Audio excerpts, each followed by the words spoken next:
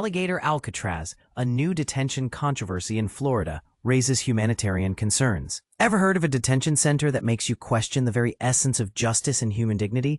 Welcome to Alligator Alcatraz, a newly established detention center in the heart of Florida that has stirred a significant debate on humanitarian rights and oversight. In a dramatic turn of events, Florida lawmakers, concerned about the welfare of detainees, were barred from visiting this facility just hours after its first group of detainees arrived.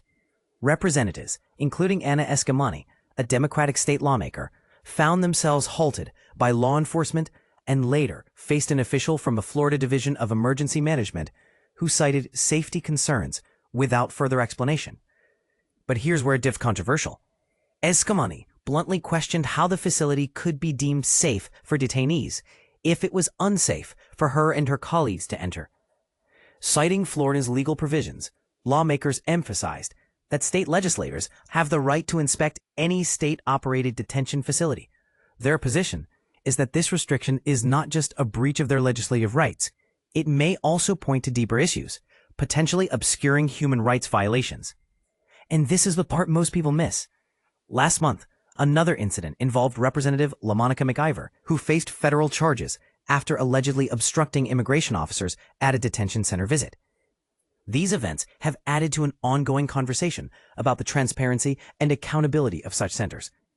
Nestled amidst the challenging terrain of the Florida Everglades, Alligator Alcatraz has come under scrutiny following reports of flooding and structural vulnerabilities.